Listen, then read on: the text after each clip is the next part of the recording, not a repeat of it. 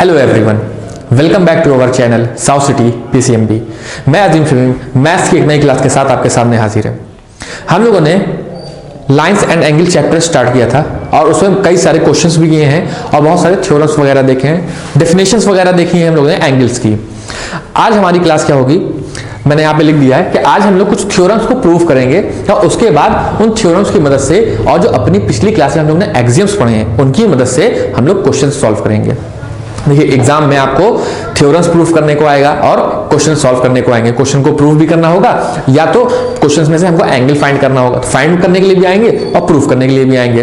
ठीक है, और किसका इस्तेमाल करके हम लोग ये सब करेंगे, एक्सियम का इस्तेमाल करके करेंगे। और उससे पहले हम लोग कुछ थ्योरम्स पढ़ लेते हैं। क्वेश्चंस को करने के पहले कुछ थ्योरम्स पढ़ लेते हैं। एक थ्योरम हम लोगों ने पिछली क्लास में पढ़ा था जहां पे ये कहा गया था कि जब दो पैरेलल लाइंस को एक ट्रांसवर्सल लाइन इंटरसेक्ट करती है, काटती है, तो अल्टरनेट एंगल्स इक्वल होते हैं। ये हम लोगों ने एक थ्योरम देखा था पिछली क्लास में। आज थ्योरम नंबर 2 है। थ्योरम नंबर 2 क्या कहता है, देखिए, if a transversal intersects two line such that a pair of alternate interior angles is equal then the two lines are parallel. इसका मतलब वही हुआ जो पिछला थ्योरम था हमारा, उसका अपोजिट। देखिए एक बार फिर से मैं आपको याद दिला दूं, जो पिछला थ्योरम हम लोग ने लास्ट क्लास में किया था उसमें यह बात हुई थी कि जब दो पैरेलल लाइन को एक ट्रांसवर्सल लाइन इंटरसेक्ट करती है तो अल्टरनेट एंगल्स इक्वल होते हैं। ठीक, और यहां पे क्या कहा जा रहा है कि अल्टरनेट एंगल इक्वल हैं, हमको उन दो लाइन को पैरेलल प्रूफ करना है। बात समझ में आ रही है कि नहीं? वहां पे पैरेलल था, अल्टरनेट प्रूफ करना था। यहां पे अल्टरनेट है, पैरेलल प्रूफ करना है। मुझे याद आ रहा है कि मैंने आप लोग को एक चीज और बताई थी कि जब भी हमको दो लाइंस को पैरेलल प्रूफ करना होता है तो हम उसके करस्पॉन्डिंग एंगल्स को इक्वल कर देते हैं। अगर हमने करस्पॉन्डिंग एंगल्स को इक्वल शो कर दिया, उसको हम इक्वल प्रूफ कर ले गए, तो वो दो लाइन जो होंगी वो आपस में पैरेलल होंगी। मुझे उम्मीद है आप लोग को समझ में आ रहा होगा मैंने क्या कहा। चलिए इस क्वेश्चन को करते हैं, मैं यहां पे इसका सॉल्यूशन करता हूं। देखिए क्या कह रहा है, if a transversal intersects two parallel lines, if a transversal intersects two parallel lines, if a transversal intersects two line such that a pair of alternate interior angle, चलिए यहां पे एंगल्स बना लेते हैं, 1 2 3 4 5 6 7 and this one is 8. Let this be M, this is N and let the transversal line be L. यहां पे कह रहे हैं कि कोई एक लाइन ट्रांसवर्सल है जो दो लाइन को इंटरसेक्ट करती है, जहां पर हमारे अल्टरनेट एंगल्स इक्वल हैं, तो हमको प्रूफ करना है कि ये M और N पैरेलल है। जब भी थ्योरम्स हो या क्वेश्चंस हो, उनको जब हमें प्रूफ करना होता है तो उससे पहले हम लोग कुछ लिखते हैं, कुछ हमारे अधिकार हैं। जैसे अधिकार क्या है कि इनके क्वेश्चन में लिखना है कि पहले गिवन क्या है क्वेश्चन में, तो गिवन लिखते हैं पहले हम लोग ने लिखा गिवन। तो गिवन क्या है, angle 4 is equal to angle 5 and angle 3 is equal to angle 6। ये क्वेश्चन में दिया हुआ है। क्यों दिया गया है? क्योंकि ये अल्टरनेट एंगल्स हैं, है ना। फिर प्रूफ क्या करना है, टू प्रूफ m पैरेलल है n के। तो ये प्रूफ कैसे होगा, ये प्रूफ ऐसे होगा कि अगर हम एंगल 4 को एंगल 7 शो कर दें या एंगल 3 को एंगल 8 के बराबर प्रूफ कर दें। ठीक है, बहुत ध्यान से सुनिएगा मैंने क्या कहा। जब भी किसी दो लाइन को हमको पैरेलल प्रूफ करना होता है तो हम उसके करस्पॉन्डिंग एंगल्स को इक्वल दिखा देते हैं। तो करस्पॉन्डिंग एंगल्स को इक्वल दिखाने का मतलब ही यही होता है कि वो दो लाइन हमारी पैरेलल है। तो हम क्या करना है, हमको करस्पॉन्डिंग एंगल्स को इक्वल दिखाना है। देखिए यहां पे क्वेश्चन में क्या करना है, एंगल 4 को एंगल 7 के बराबर प्रूफ करना है या एंगल 3 को एंगल 8 के बराबर हमको प्रूफ करना है। अब क्या करते हैं, प्रूफ, PROVE प्रूफ। हम लोग क्या करने जा रहे हैं, प्रूफ करने जा रहे हैं। देखिए बहुत ध्यान से देखिए, angle 4 is equal to angle 5 लिख दिया हमने।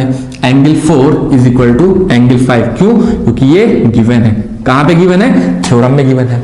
और आप ये भी लिख सकते हैं कि अल्टरनेट है, ये भी कहां दिया है, क्वेश्चन में दिया है। ठीक, क्या आप ही बताइए, एंगल 5 और एंगल 7 इक्वल है? मतलब अगर हम ऐसे लिख दें angle 7 is equal to angle 5, क्यों? Vertically opposite angle.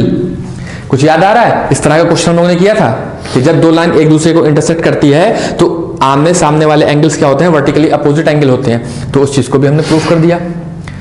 यहां तक कोई समस्या नहीं होगी। देखिए राइट हैंड साइड फिर से इक्वल आ रहा है, यहां पे भी रूट एंगल 5 है, यहां पे भी एंगल 5 है। तो इसका मतलब क्या हुआ कि अलग क्या होंगे, इधर इधर वाले होंगे। तो इन लोग को भी हम लोग क्या क्या कर देंगे, अब इक्वल प्रूफ कर देंगे, इक्वल लिख देंगे, मतलब angle 4 is equal to angle 7। और यही हमको प्रूफ करना था, हेंस प्रूव्ड। नहीं समझ में आया?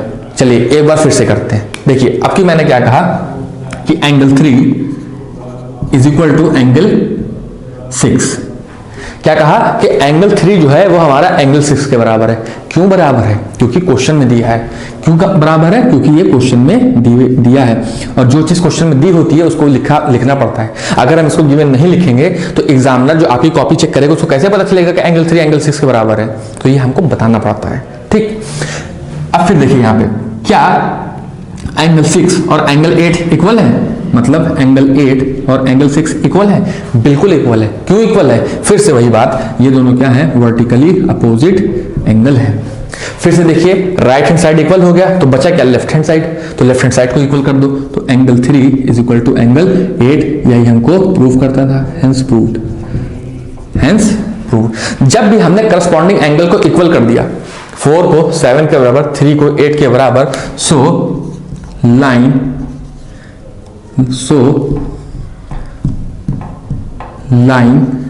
M is parallel to N। मुझे उम्मीद है कि आपको ये थ्योरम समझ में आया होगा। एक बार फिर से आप लोग देख लीजिए, जिसको ना समझ में आया हो एक बार खुद से ट्राई भी करिएगा। ठीक है, मुझे उम्मीद है कि आपको समझ में आएगा। ऐसा कोई इसमें रॉकेट साइंस नहीं है। हम लोगों ने किसका इस्तेमाल किया है? सबसे पहले उसका जो क्वेश्चन में दिया है, और दूसरी चीज किसका, वर्टिकली अपोजिट एंगल का। ठीक है, और हम लोग अब तो आदत हो गई इस चीज की हम लोग को देखते देखते कि जब ये हमारा इस तरफ का कोई भी एक साइड इक्वल होता है तो जो साइड इक्वल नहीं होता है उसको इक्वल दिखा देते हैं। देखिए वही हुआ, यहाँ पे ये दोनों इक्वल थे, ये दोनों अनइक्वल थे, तो इसको क्या कर दिया, इक्वल शो कर दिया। क्यों शो कर दिया? देखिए जब आपसे कहा जाए कि हमारे पास दो साइड हैं और दोनों इक्वल हैं, एक और साइड इक्वेशन दी गई, उसके भी दोनों साइड क्या कहा गया, इक्वल है, और यहां पे कह दिया जाए कि सम करने के बाद ए आ रहा है। मतलब इस तरह सोचिए कि हमारे पास दो इक्वेशन है और उन दो इक्वेशन को जब हल किया जाएगा तो सॉल्यूशन एक मिलेगा, मतलब ए और ए मिलेगा। तो अलग क्या होगा, इधर वाला ही तो अलग होगा। वही चीज यहां पे किया गया कि जो अलग वाला है उसी को इक्वल कर दिया गया, क्योंकि उन्हीं को इक्वल करके ए आया होगा। बात समझ में आ रहा है? नहीं आ रही तो यही देख लीजिए फिर से। एंगल 6 है, तो मतलब राइट हैंड साइड तो हमारा इक्वल हो गया। अब इसको छोड़ देते हैं, बच क्या रहा है, लेफ्ट हैंड साइड। अब लेफ्ट हैंड साइड को हमको इक्वल करना है, वही हमने इक्वल कर दिया, आंसर आ गया। तो मुझे उम्मीद है कि आप लोग को समझ में आया होगा। ठीक, अब अगला थ्योरम देखते हैं हम लोग।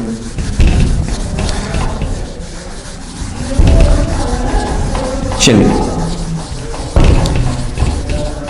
सारे थ्योरम्स मैंने लिख लिए हैं, अब हमको करना है सॉल्व। थर्ड थ्योरम क्या कह रहा है देखते हैं। If a transversal intersects two parallel lines, हम पहले बना चुके हैं। If a transversal intersects two parallel line then each pair of interior angle on the same side of the transversal is supplementary. ये कहीं ना कहीं को-इंटीरियर्स की बात हो रही है ना। को-इंटीरियर्स, और को-इंटीरियर्स क्या होते हैं, ये 4 6 3 5। गिवन क्या है क्वेश्चन में, गिवन में क्या है, M and N are parallel. जब M और N पैरेलल है तो इसका मतलब क्या हुआ, इसका मतलब ये हुआ कि करस्पॉन्डिंग एंगल भी इक्वल हुआ। मतलब angle 4 is equal to angle 7, angle 3 is equal to angle 8, है ना। क्यों? क्योंकि जब भी हमारे दो लाइंस पैरेलल होती हैं तो करस्पॉन्डिंग एंगल इक्वल होता है, वो अलग नहीं हो सकता। ठीक, अब देखिए ये चीज क्या हो गई, गिवन हो गई। प्रूव क्या करना है, प्रूव करना है कि angle 4 plus angle 6 is equal to 180 degree, या angle 3 plus angle 5 is equal to 180 degree. Supplementary का मतलब क्या होता है, 180 ही होता है आजकल। ठीक, अब प्रूव करना है हमको, क्या करना है, अब हमको प्रूव करना है। अब देखिए हम लोग को ये पता है कि एंगल 4 और एंगल 6 को हमको सप्लीमेंट्री प्रूफ करना है, मतलब 180 प्रूफ करना है। देखिए एंगल जो दिया है उसको लिख लेते पहले। Angle 4 is equal to angle 7, angle 4 is equal to angle 7। क्यों? ये है गिवन। ये है गिवन। अब आप बहुत ध्यान से सोचिएगा, मैं एक लाइन लिखने जा रहा हूं यहां पे और आप सोच के बताइएगा कि ये लाइन सही है कि नहीं, मैं आपको बाद में बताऊंगा। अगर मैं लिखूं कि angle 6 plus angle 7 is equal to 180 degree, तो क्या ये बात सही है? अब आप लोग सोचिए बताइए कि अगर मैं यहां पे लिख दूं angle 6 plus angle 7 is equal to 180 degree, angle 6 plus angle 7 is equal to 180 degree, ये बात सही है कि नहीं? बिल्कुल सही है। क्यों? क्योंकि ये है लीनियर पेयर ऑफ एंगल, मतलब कि एक स्ट्रेट लाइन 180 डिग्री बनाती है, 180 डिग्री फॉर्म करती है, तो angle 6 plus angle 7 is equal to 180। अब आप बताइए क्या हम लोग एंगल 7 की जगह एंगल 4 लिख सकते हैं? बिल्कुल लिख सकते हैं। क्यों लिख सकते हैं? क्योंकि हमने ऊपर देखा कि दोनों एक एंगल बराबर है, तो हम यहां से angle 6 plus angle 4 is equal to 180 लिख दिया और यही हमको प्रूफ करना था, तो हेंस प्रूव्ड। इतनी कहानी समझ में आई? बहुत आसान है। देखिए क्या कहा गया, फिर से एक बार देखते हैं, एक बार और ये वाला भी प्रूफ करते हैं। देखिए क्या कहा गया क्वेश्चन में कि angle 3 is equal to angle 8 है। क्यों इक्वल है? क्योंकि ये क्वेश्चन में दिया गया है। फिर से देखिए, क्या मैं एंगल 5 प्लस एंगल 8 यानी एंगल 5 प्लस एंगल 8 बराबर 180 लिख सकता हूं? बिल्कुल लिख सकता हूं। क्यों? क्योंकि ये लीनियर पेयर ऑफ एंगल है,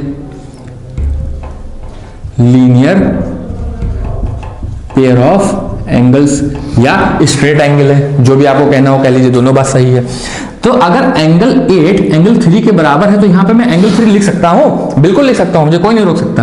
तो angle 5 plus angle 3 is equal to 180 degree. और क्या हमको यही प्रूफ करना था? बिल्कुल यही प्रूफ करना था।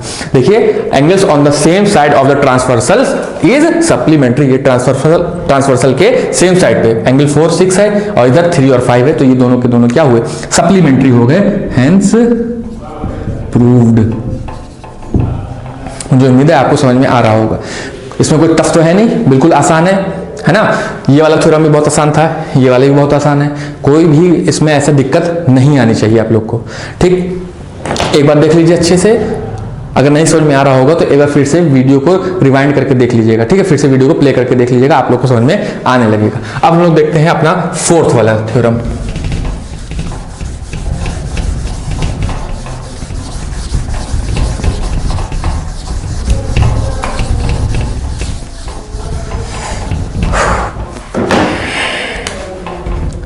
अब है हमारा फोर्थ, हम फिगर को बनाए रहेंगे, इसको नहीं हटाएंगे।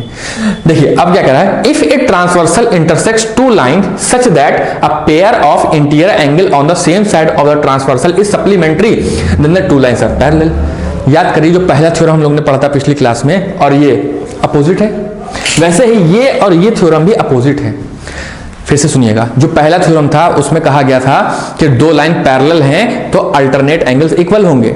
यहां पे कहा गया कि दो एंगल अगर अल्टरनेट्स हैं, इक्वल है अल्टरनेट्स एंगल, तो लाइन हमारी क्या होगी? पैरेलल होगी। यहां पे क्या कहा गया कि दो पैरेलल लाइंस हैं तो उनके को इंटीरियर एंगल सप्लीमेंट्री होंगे। और यहां पे क्या कहा जा रहा है कि उन जो को इंटीरियर एंगल्स हैं वो सप्लीमेंट्री हैं तो उनको पैरेलल प्रूफ कर दीजिए। किसको पैरेलल प्रूफ करना है? एम और एन को। और मैंने आपको बहुत बार बताया है कि जब भी हमको दो लाइन को पैरेलल प्रूफ करना हो तो हम करस्पॉन्डिंग एंगल्स को इक्वल प्रूफ करते हैं। ठीक है, देखिए यहां पे गिवन क्या है क्वेश्चन में? Angle 4 plus angle 6 is equal to 180 degree, या angle 3 plus angle 5 is equal to 180 degree. तो बात समझ में आ रही है? प्रूफ क्या करना है? To prove m parallel n और angle 4 is equal to angle 7 और angle 3 is equal to angle 8, ये हमको प्रूफ करना है। अब देखते हैं इसका प्रूफ। और जो भी थ्योरम्स हो, जो भी क्वेश्चंस हो, उसमें आपको ये सब लिखना पड़ेगा, इसके नंबर्स होते हैं। ठीक है, चलिए पहली चीज लिखा है मैंने कि angle 4 plus angle 6 is equal to 180 degree. क्या इसी को दिक्कत है कोई यहाँ पर? बिल्कुल नहीं होनी चाहिए। क्यों? क्योंकि ये तो क्वेश्चन में दिया है, ये तो हमारा हक है लिखना, इसको हमसे कोई रोक नहीं सकता हमको लिखने से, है ना। तो ये एंगल 4 प्लस एंगल 6 क्या हो गया? 180 हो गया। अब फिर से मैं एक लाइन लिख रहा हूं और आप फिर देखिएगा कि क्या वो लाइन सही है कि गलत है। देखिए, angle 7 plus angle 6 is equal to 180 degree. क्या ये लाइन सही है? सोचिए, बिल्कुल सही है। क्यों सही है? क्योंकि ये भी क्या है, स्ट्रेट एंगल फॉर्म कर रहे हैं, या अलग से कहा जाए तो लीनियर पेयर ऑफ एंगल्स हैं ये, तो इसलिए ये बात सही है हमारी। अब फिर देखिए, इसके राइट हैंड साइड इक्वल है, तो किसको अब इक्वल करना है हमको? लेफ्ट हैंड साइड को, क्योंकि राइट हैंड साइड तो इक्वल हो ही गया, बच क्या गया? Left hand side. तो अब हमको लेफ्ट हैंड साइड को इक्वल कर देना है, कर दीजिए। तो angle 4 plus angle 6 is equal to angle 7 plus angle 6। 6 cut गए तो बचा क्या? 4 और 7, तो angle 4 is equal to angle 7। Oh my god, यही तो हमको प्रूफ करना था, है ना? यही तो हमको प्रूफ करना था। आ गया। वैसे ही एक बार फिर से देख लेते हैं। अब हमने क्या किया कि angle 3 plus angle 5, angle 3 plus angle 5 is equal to 180 degree. इतनी बात समझ में आ गई होगी आपको, है ना? अब देखिए, angle 5 plus angle 8, angle 5 plus angle 8 is equal to 180 लिख सकते हैं। क्यों लिख सकते हैं? ये वाला था गिवन और ये वाला है स्ट्रेट एंगल। ये क्या है? Straight angle. इतनी बात समझ में आ गई? ये क्या है? Straight angle. अब देखिए, फिर से राइट हैंड साइड इक्वल है, तो हमें इक्वल क्या करना है? लेफ्ट हैंड साइड इक्वल करना है, तो हमने लेफ्ट हैंड साइड को इक्वल कर दिया। जब हमने लेफ्ट हैंड साइड को इक्वल किया तो हमने ये पाया कि एंगल 5 इक्वल है, तो कट गए, तो बचा क्या? Angle 3 is equal to angle 8। So M is parallel to N, hence proved। बहुत ही आसान सा है। आप लोग को करना क्या है, यहां पे आप लोगों ने देखा थ्योरम्स को, अब आप लोग को अपनी बुक से थ्योरम्स पढ़ने हैं और अपने आप से सॉल्व करना है। जब आप अपने आप से सॉल्व करेंगे तो हो सकता है एक दो क्वेश्चन आप लोग कहीं करने में उसको फंसे, है ना? कहीं अगर करने में फंसते हैं तो आप लोग फिर से हमारा वीडियो प्ले करिएगा और देख लीजिए कहां पे फंस रहे हैं, क्योंकि करना बहुत आसानी से है, ऐसे ही करना है, कोई इसमें अलग से हमको नहीं करना है। जब भी थ्योरम्स को हमको प्रूफ करना होता है या क्वेश्चन को हमको प्रूफ करना होता है तो आधी जानकारी तो क्वेश्चन में दे ही दी जाती है कि कैसे तुम आगे बढ़ाओगे स्टेप्स को। तो जैसे हर क्वेश्चन में आप लोग देख रहे होंगे गिवन लिखा है, तो ये तो क्वेश्चन खुद ही कह रहा है, बस हमको एक लाइन या 2 लाइन या 1-2 ट्रिक अपने आप से सोचनी होती है, उसको हम लोग जैसे सोच लेते हैं हमारा क्वेश्चन हल हो जाता है, सामने से दूर से चमकने लगता है कि क्या होने वाला है आगे, है ना? तो अब मुझे उम्मीद है कि आप लोग को ये हमारा थ्योरम समझ में आया होगा। एक क्वेश्चन बच रहा है, ये हम लोग अब अपनी नेक्स्ट क्लास में इसको कर लेंगे, और जो हमारी नेक्स्ट क्लास होगी उसमें हम लोग एक्सरसाइज 6.2 के कुछ क्वेश्चंस कर लेंगे, ठीक है? और उसके बाद हमारी 6.2 कंप्लीट हो जाएगी, उसके बाद 1 से 2 क्लास और बचेगा इस चैप्टर का। तो हमारा वीडियो देखने के लिए एक बार फिर से आप सभी का बहुत बहुत धन्यवाद।